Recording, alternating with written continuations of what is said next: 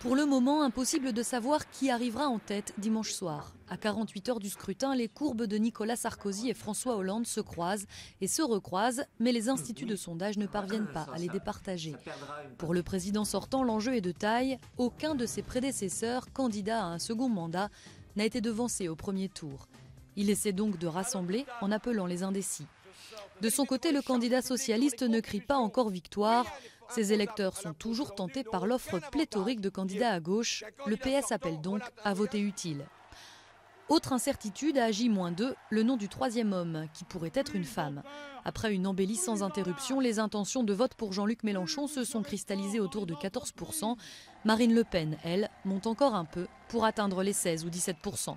Mais même si les scores du Front National sont les plus compliqués à estimer, a priori, la candidate FN ne devrait pas rééditer la performance de son père il y a 10 ans. On avait été surpris, véritablement surpris en 2002, parce qu'un écart qui était un écart en moyenne de 5 points s'était résorbé et inversé de très peu, 250 000 voix d'écart entre Jean-Marie Le Pen et Lionel Jospin.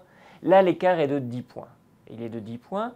Si on était à 5 points d'écart, même à 6 points d'écart, on serait dans la zone de danger. Du côté de la participation, les vacances scolaires, conjuguées avec une campagne qui a suscité peu d'enthousiasme, font craindre une abstention assez forte, entre 20 et 30%. On est loin de la mobilisation historique de 2007, où seulement 16,2% des électeurs n'avaient pas voté.